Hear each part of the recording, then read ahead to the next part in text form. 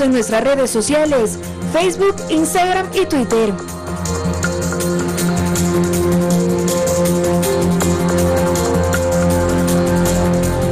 Televidentes, buenos días. Gracias por acompañarnos. Esta es la segunda emisión del Telediario. Este martes 16 de noviembre, el presidente de la República anoche ha dado las decisiones que ha tomado el gobierno, además de otras instancias o instituciones del Estado, como la Corte de Justicia, el Consejo de la Judicatura, la Fiscalía, entre otros actores, para enfrentar de manera institucional y como Estado al crimen organizado.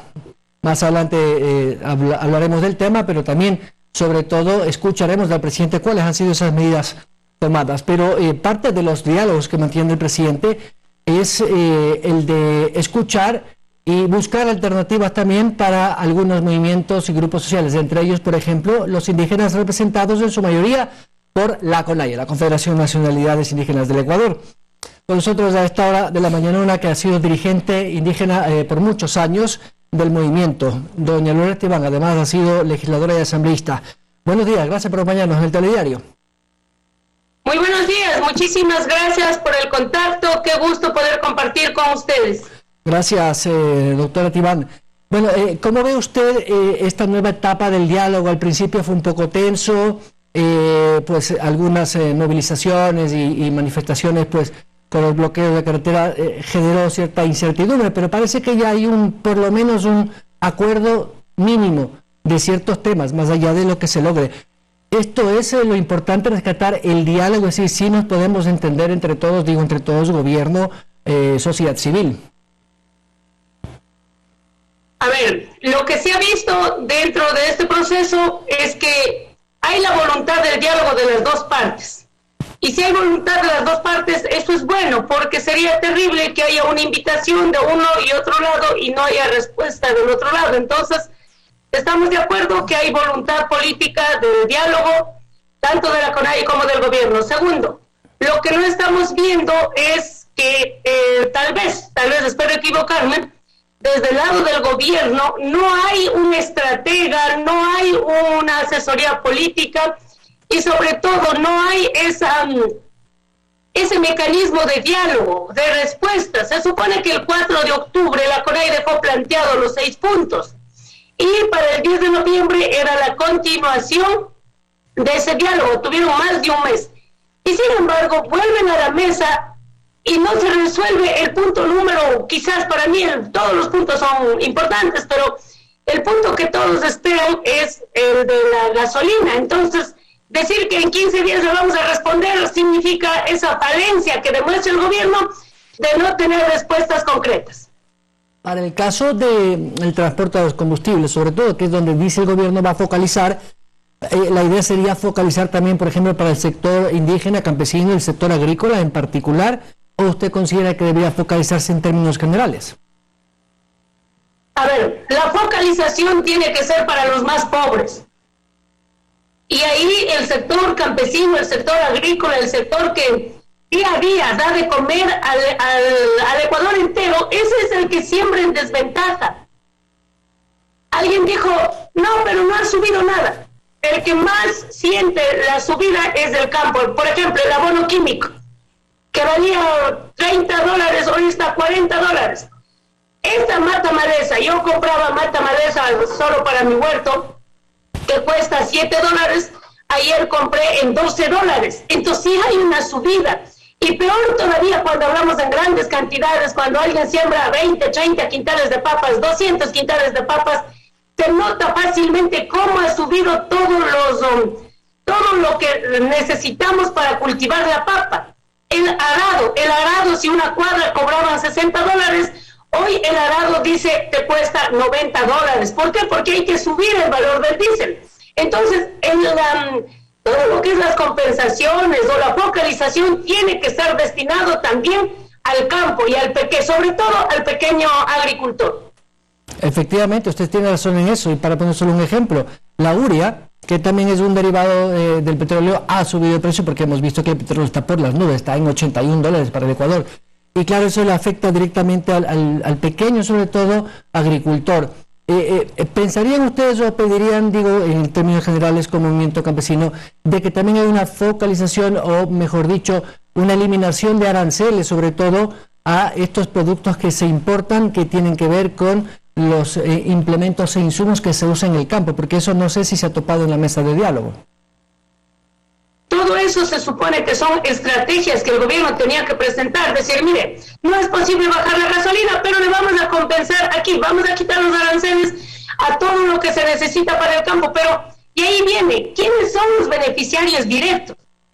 Los importadores, los dueños de las grandes tiendas, de los grandes almacenes, pero al campo, al ciudadano común y corriente, los precios no van a variar, van a seguir llegando. Nunca van a decir, ahora el matamalezas está a 14, como ya quitó los aranceles, bajamos a 7, no va a decir eso, va a decir, tal vez se bajará 50 centavos, dice de 14 se baja a 13, pero siempre el campesino, el pequeño productor está sembrando en desventaja. Entonces, sí creo que dentro de las mesas de diálogo se supone que eso también será un planteamiento. ¿Qué va a pasar con la subida de la gasolina? ¿Y qué va a pasar con las compensaciones y lo que será la focalización? Esos tres temas deben estar como un triángulo, decir, a ver, ¿la gasolina baja o no baja? ¿Vuelve o no vuelve el precio que la CONAIE pide, 2.10 para el extra y 1.50 para el diésel? Yo no sé, yo espero no equivocarme, pero si el gobierno quería responder a la propuesta de la CONAIE, al menos no hubiera subido la última después del diálogo del 4. El diálogo del 4 estaba el diésel a 1.59 o a 1.69 me parece. Pero si después del diálogo con la CONAIE, que piden que no suba, ellos suben, yo no sé, espero equivocarme, digo, ojalá el gobierno retroceda, pero yo no creo que el gobierno retroceda después que hizo esa subida por encima de los diálogos.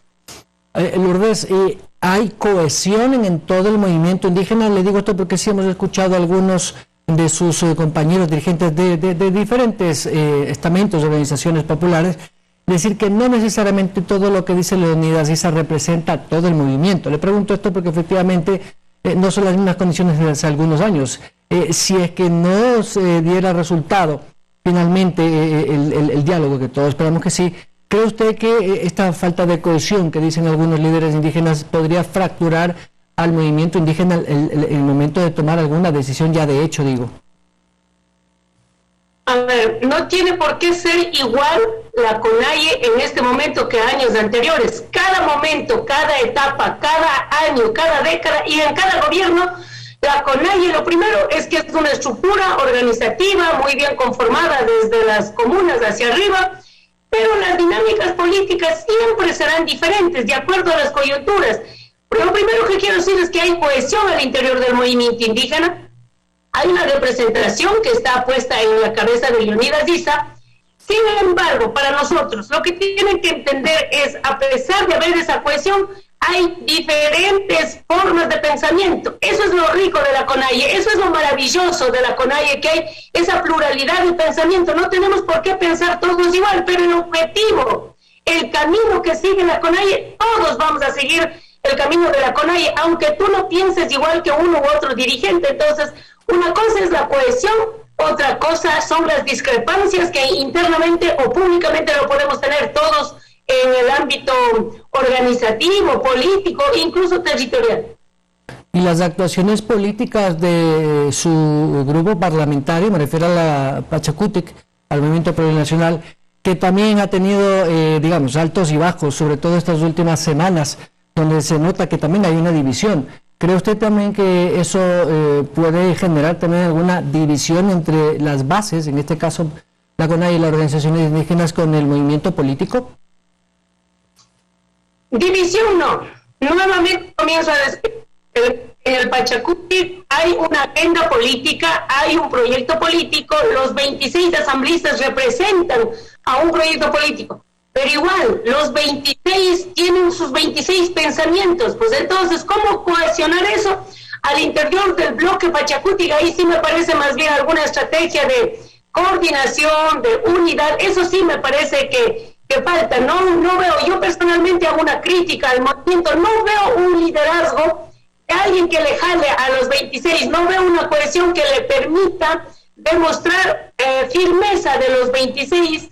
por ejemplo, en el informe del Pandora Papers, ahí un propio asambleísta nuestro sale a decir que el informe no es ese.